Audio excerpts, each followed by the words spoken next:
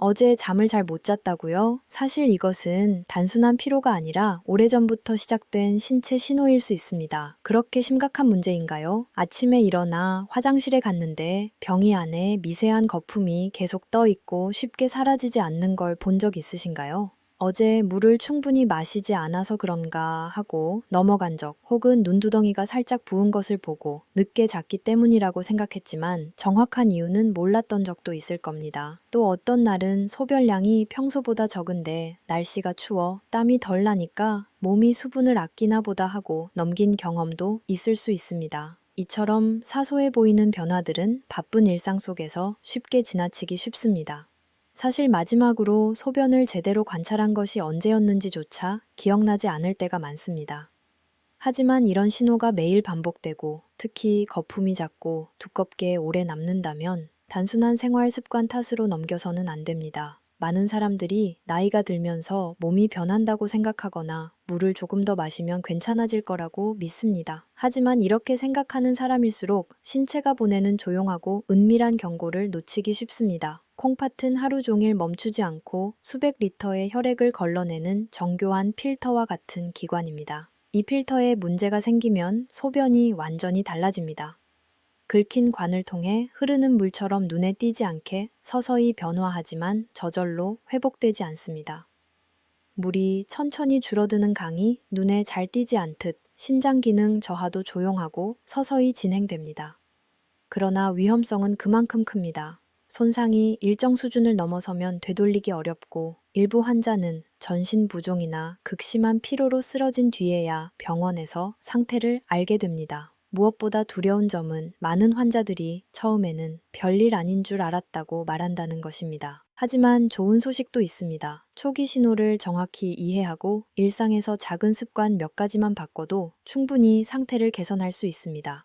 오늘 영상에서는 소변 거품이 오래 남는 진짜 원인, 집에서 스스로 확인할 수 있는 간단한 방법, 그리고 많은 환자의 콩팥 기능을 약물 없이도 개선하는 자연적인 방법을 알려드리겠습니다. 단 몇 분만 집중하시면 매일 콩팥을 지킬 수 있는 간단한 방법을 알게 되실 겁니다. 시작하기 전에 영상이 도움이 되셨다면 구독과 좋아요, 댓글 부탁드립니다. 한국에서는 작은 응원 한마디가 지식을 나누는 사람에게 큰 힘이 됩니다. 더 자세한 내용이 필요하시면 댓글에 숫자 1을 남겨주세요. 제가 모두 확인하고 적절한 내용을 준비하겠습니다. 저는 유호진입니다. 대학병원에서 30년 넘게 근무한 전문의로 지난 30년 동안 수천 명의 콩팥 관련 환자를 만나왔습니다. 생활 습관만 바꿔도 좋아지는 가벼운 경우부터 늦게 발견되어 투석을 시작해야 했던 환자까지 다양했습니다. 안타까운 것은 초기 신호만 제대로 이해했다면 피할 수 있었던 상황이 많다는 점입니다. 지난해 초봄, 저는 한 환자를 지금도 생생히 기억합니다.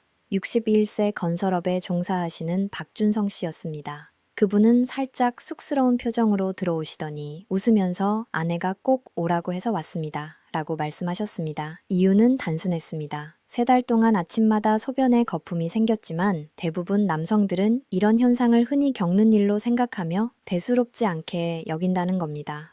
얼음 커피를 많이 마셔서 소변이 진해지고 거품이 생긴다고 생각했던 것이죠. 그 말을 들으면서 저는 미소를 지었지만 속으로는 조금 걱정이 되기 시작했습니다. 아내가 가보라고 해서 온 경우 대부분 증상을 오래 무시해 온 경우가 많기 때문입니다. 저는 소변 검사와 혈액 검사를 의뢰했습니다.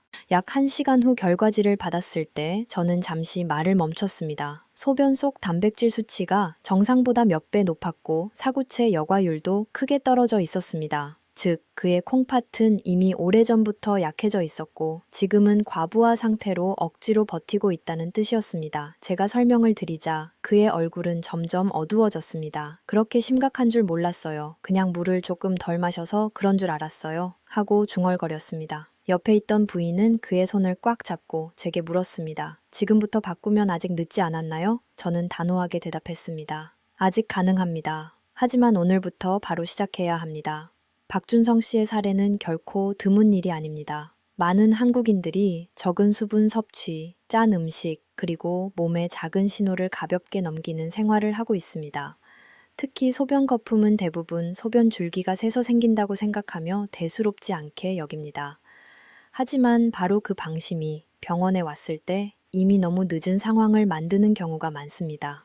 지금부터 저는 소변 거품이 콩팥의 역과 기능과 어떤 관련이 있는지, 주의해야 할 신호는 무엇인지, 그리고 집에서 단 10분 만에 할 수 있는 자가 체크 방법을 설명드리겠습니다. 이는 여러분이 자신의 몸을 이해하고 늦기 전에 변화를 알아차릴 수 있는 중요한 단계가 될 것입니다. 많은 사람들은 소변 거품을 보고 소변 줄기가 새서 그렇다거나 물을 적게 마셔서 생긴다라고 생각합니다. 하지만 의학적으로는 그렇게 단순하지 않습니다. 수년간 진료하며 수천 개의 소변 샘플을 관찰한 결과 한 가지 사실은 변함없었습니다. 거품이 작고 오래 남으며 잘 사라지지 않을수록 신장 손상의 가능성이 높다는 점입니다. 우리 몸은 절대 의미 없는 신호를 보내지 않습니다. 특히 콩팥과 관련된 변화라면 그 이유는 명확합니다. 정상 소변에서도 약간의 거품은 생길 수 있습니다. 높은 위치에서 소변을 보거나 소변량이 많으면 거품이 더 생기기도 합니다. 하지만 이러한 거품은 크고 쉽게 터지며 몇 초 안에 사라집니다. 반면 제가 주의하라고 말씀드리는 거품은 마치 비누 거품처럼 아주 작고 얇은 막이 겹겹이 쌓여 병이 벽에 달라붙으며 물을 내려도 쉽게 사라지지 않는 유형입니다. 이것은 단백질, 즉 단백뇨가 사구체를 통과해 소변으로 배출되고 있다는 대표적 신호입니다. 사구체는 초정밀한 미세 그물과 같습니다. 건강한 사람의 사구체는 물이나 전해질 같은 작은 분자만 통과시키고 단백질과 같은 큰 분자는 혈액 속에 남겨둬야 합니다. 하지만 사구체에 아주 작은 상처라도 생기면 단백질이 물처럼 빠져나와 소변으로 섞이고 거품이 오래 남게 되는 것입니다. 나타납니다. 이런 손상은 아프지도 않고 열도 없으며 당장 불편함을 느끼지 못합니다. 하지만 아주 조용히 서서히 진행됩니다. 마치 유리 표면이 조금씩 긁혀 어느 순간 닦아도 지워지지 않는 것과 비슷합니다. 진료를 하면서 많은 환자들이 아무렇지 않은 표정으로 검사실에 들어왔다가 결과를 보고 말문이 막히는 모습을 자주 보았습니다. 그중 특히 기억에 남는 사례가 있습니다. 이선영 씨, 58세로 외식업에 종사하셨던 분입니다. 평소 병원에는 거의 가지 않으셨고 따님이 억지로 모시고 왔습니다. 진료실에 들어서면서도 그냥 조금 피곤한 거예요 라고 하셨습니다. 소변에 거품이 오래 생긴 것은 예전부터 있었지만 화장실을 뜨거운 물로 청소해 비누기가 남은 줄 알았다는 겁니다. 하지만 검사를 마친 뒤 상황이 생각보다 훨씬 심각하다는 것을 알 수 있었습니다. 단백뇨 수치는 정상의 수십 배에 달했고 건강해야 할 사구체 여과율도 크게 떨어져 있었습니다. 제가 자세히 설명드리자 선영 씨는 잠시 침묵하다가 조용히 말씀하셨습니다. 선생님, 그게 위험한 신호인지 정말 몰랐어요. 그냥 야간 근무 때문에 몸이 피곤한 줄만 알았어요. 바로 이것이 심장질환이 무서운 이유입니다. 콩팥은 아프다고 말하지 않습니다. 심장처럼 가슴을 쥐어짜지도 않고 위처럼 명확한 통증을 주지도 않습니다. 콩팥은 소변 거품, 눈 주변의 가벼운 부종, 발목을 눌렀을 때 남는 자국, 설명하기 어려운 피로, 충분히 마셨는데도 소변량이 줄어드는 변화 등 아주 작은 신호로만 상태를 알려줍니다. 이런 변화가 더 심각한 손상의 시작점이 됩니다. 대부분의 신장 기능 저하는 단계별로 진행됩니다. 처음에는 단백질이 소량 새어나와 거품이 오래 남습니다. 이를 방치하면 아침에 눈이 붓거나 저녁에 발목이 붓는 등 가벼운 부종이 나타납니다. 다음 단계에서는 몸이 무겁고 쉽게 피곤하며 집중력이 떨어지고 계단 몇 칸만 올라가도 숨이 찹니다. 신장 기능이 일정 수준 이하로 떨어지면 요소나 크레아티닌 같은 노폐물이 혈액에 쌓여 식욕 저하, 메스꺼움, 수면 장애가 나타납니다. 이것이 의학적으로 막고자 하는 독성 축적 단계입니다. 마지막 단계에 이르면 치료 방법은 대부분 투석이나 신장 이식뿐입니다. 저는 동료 의사들과 자주 이야기하지만 우리가 안타까워하는 점은 치료가 어렵다는 사실이 아니라 너무 많은 환자가 너무 늦게 병원에 오며 대부분이 처음엔 소변에 거품만 있었어요 라고 말한다는 점입니다. 집에서 가장 쉽게 할 수 있는 자가 체크 방법은 아침 첫 소변을 관찰하는 것입니다. 아침은 소변이 가장 진해에 변화를 확인하기 좋습니다. 변기에서 소변을 본 후 10분 뒤 다시 확인해 보세요. 거품이 작고 끈적하며 여전히 많이 남아있다면, 특히 3일 연속으로 이런 현상이 지속되면 반드시 검사를 받아야 합니다. 변화를 기다리다 보면 이미 신장 손상이 상당히 진행된 상태일 수 있습니다.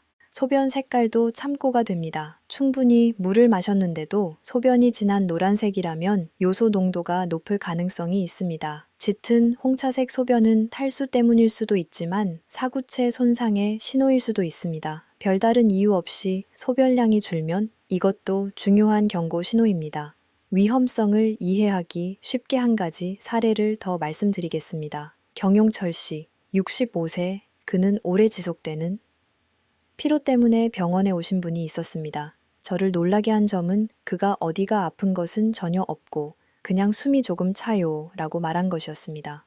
자세히 물어보니 몇 달 동안 소변에 거품이 있었지만 아무렇지 않게 넘겼다고 하셨습니다. 검사 결과는 충격적이었습니다. 그의 신장 기능은 이미 절반 가까이 떨어져 있었고 조금만 더 빨리 몸의 신호를 알아차렸다면 충분히 막을 수 있었던 상황이었습니다. 수많은 신장 환자를 치료하면서 저는 대부분의 환자가 생활 습관을 바로잡으면 충분히 회복할 수 있다는 사실을 점점 확신하게 되었습니다. 그래서 항상 강조합니다. 초기 신호를 알아차리는 것은 시작일 뿐 마지막 단계가 아니라고요. 다음으로 제가 많은 환자에게 적용해 효과를 본 아주 간단하지만 유용한 방법을 소개하겠습니다. 바로 수박 껍질에 포함된 시트롤린과 관련된 자연적인 방법입니다. 한국에서는 아직 잘 알려지지 않았지만 실제로는 매우 뚜렷한 효과를 보여왔습니다. 신장에 대해 이야기하면 많은 사람들이 약이나 복잡한 치료법을 떠올리지만 실제로 많은 경우 제가 환자에게 가장 먼저 권하는 것은 약이 아니라 식습관과 생활 습관을 개선하는 것입니다.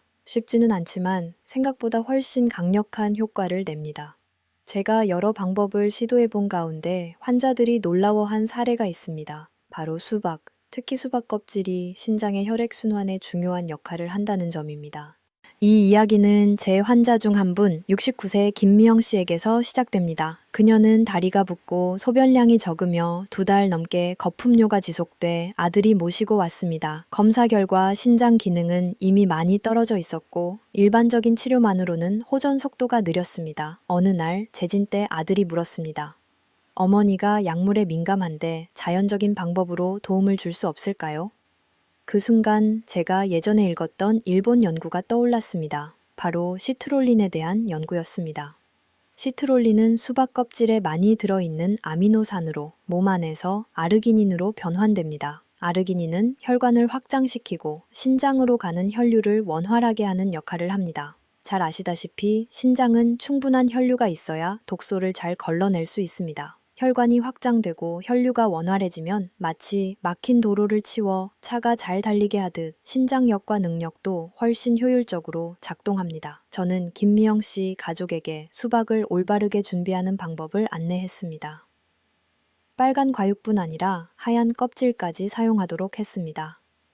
껍질을 잘라 물을 조금 넣고 갈아 가볍게 걸러낸 뒤 아침 공복에 마시도록 했습니다. 처음엔 맛이 없을까 망설였지만 아들이 사과즙을 조금 섞어 마시기 쉽게 만들어 드렸습니다. 중요한 것은 한 번에 많이 마시는 것이 아니라 꾸준히 섭취하는 것입니다. 2주 뒤 재진에서 놀라운 변화가 있었습니다. 얼굴빛이 훨씬 좋아졌고 다리 부종이 눈에 띄게 줄었으며 소변 속 단백질 수치도 크게 감소했습니다. 아들은 웃으며 요즘은 어머니가 먼저 오늘 수박물 마셨어? 하고 물으세요 라고 전했습니다.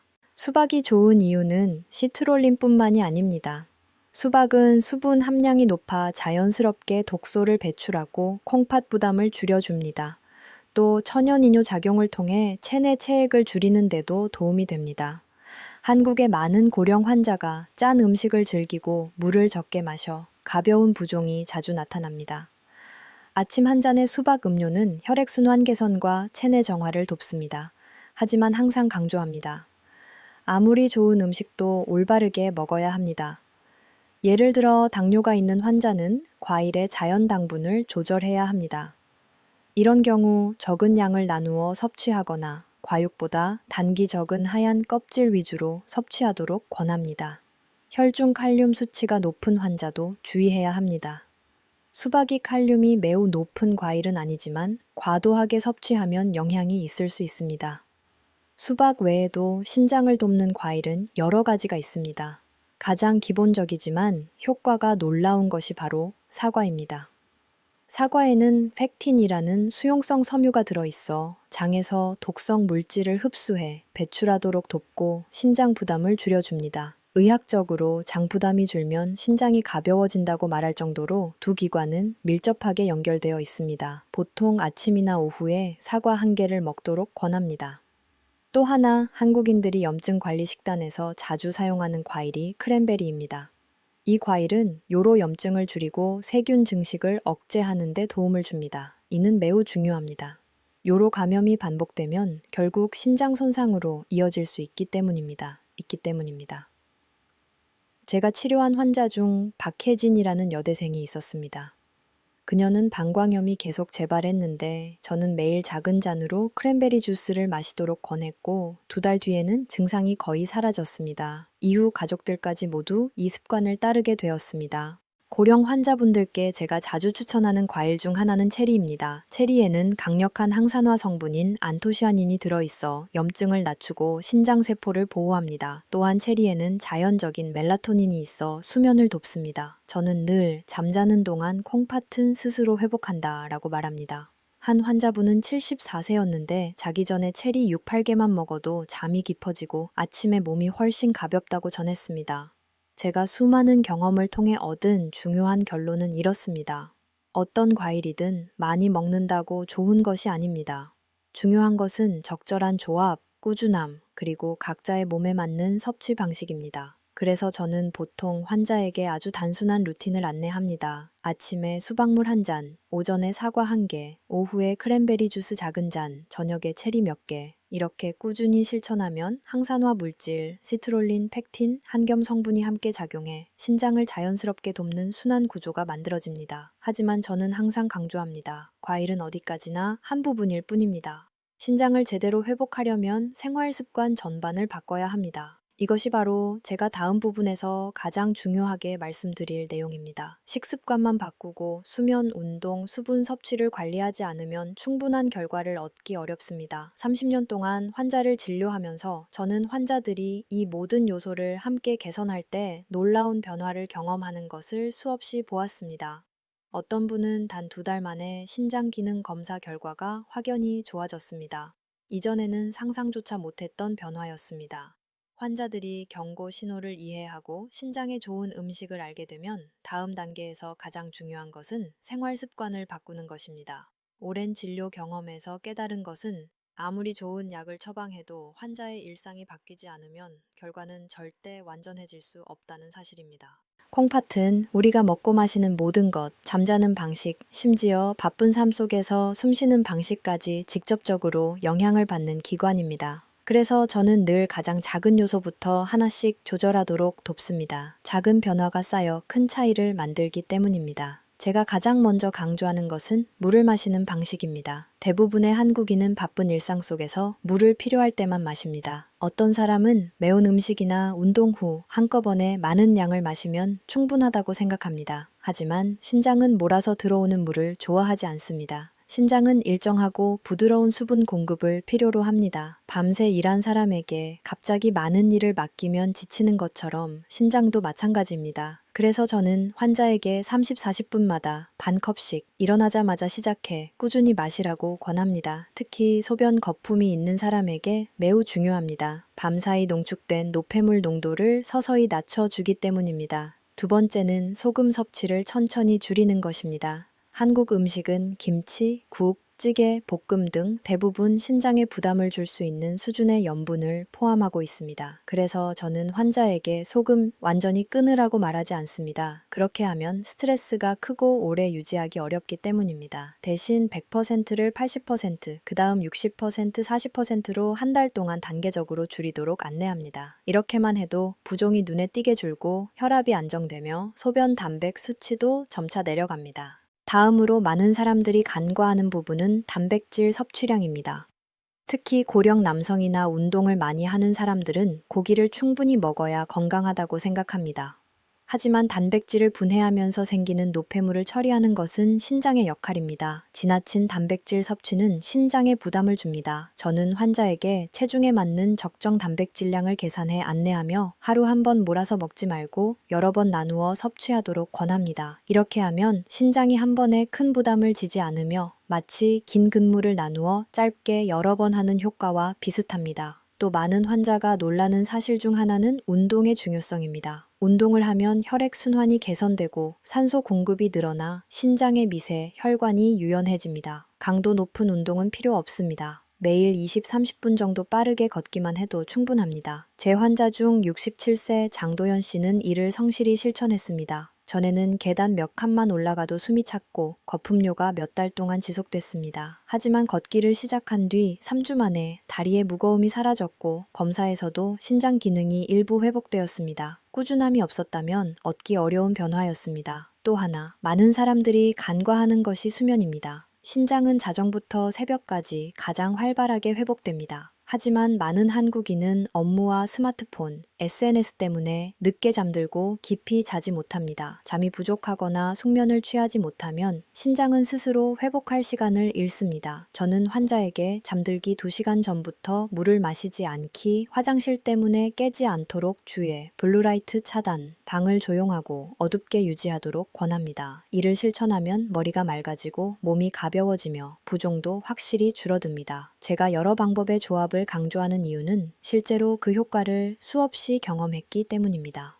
64세 윤태성 씨의 사례가 대표적입니다. 그는 거품료, 지속적인 피로, 높은 혈압으로 내원했습니다. 검사 결과 신장 기능은 심하게 저하된 상태였습니다. 저는 그에게 구체적인 계획을 안내했습니다. 물 올바르게 마시기, 소금 줄이기, 단백질을 여러 번 나누어 섭취, 아침에 수박물 한 잔, 오전에 사과, 오후 크랜베리 주스, 저녁 체리 몇 개, 매일 30분 걷기, 속도보다는 꾸준함이 중요하다고 강조했습니다. 처음 2주 동안 그는 큰 변화를 느끼지 못했지만 제가 조금만 더 버텨보라고 권했습니다. 세 번째 주가 되자 직접 병원에 전화해 거품이 확 줄었습니다. 라고 전했습니다. 8주 뒤 재진에서 저는 그를 보자마자 웃었습니다. 얼굴빛이 밝아졌고 다리 부종도 사라졌으며 걸음도 가벼워졌습니다. 검사 결과 단백뇨가 크게 줄고 신장 기능은 약 20% 개선되었습니다. 옆에 있던 아내는 요즘 남편이 체리 새는 재미로 사는 것 같아요. 라며 웃었습니다. 일찍 자고 싱겁게 먹고 생활 습관 자체가 달라진 결과였습니다. 이런 순간들을 볼 때마다 저는 확신합니다. 몸이 보내는 신호를 듣고 올바르게 바꾸기만 하면 신장은 충분히 회복할 수 있습니다. 복잡한 방법이나 기적 같은 비법은 필요 없습니다. 그저 꾸준함과 작은 변화가 누적될 뿐입니다. 이 글을 읽는 여러분도 제발 자신의 건강을 위해 조금만 시간을 투자해 주시기 바랍니다. 신장은 조용하지만 우리 몸의 무거운 일을 묵묵히 맡고 있는 기관입니다. 제대로 돌보면 신장은 오래도록 안정적으로 우리 몸을 지켜줍니다. 끝까지 읽어주셔서 감사합니다. 이 내용이 도움이 되었다면 댓글과 구독을 부탁드립니다. 여러분의 응원이 제가 건강 정보를 계속 나누는데 큰 힘이 됩니다. 여러분과 가족이 늘 건강하기를, 그리고 신장이 맑은 물이 흐르는 강처럼 오랫동안 안정적으로 기능하기를 진심으로 기원합니다.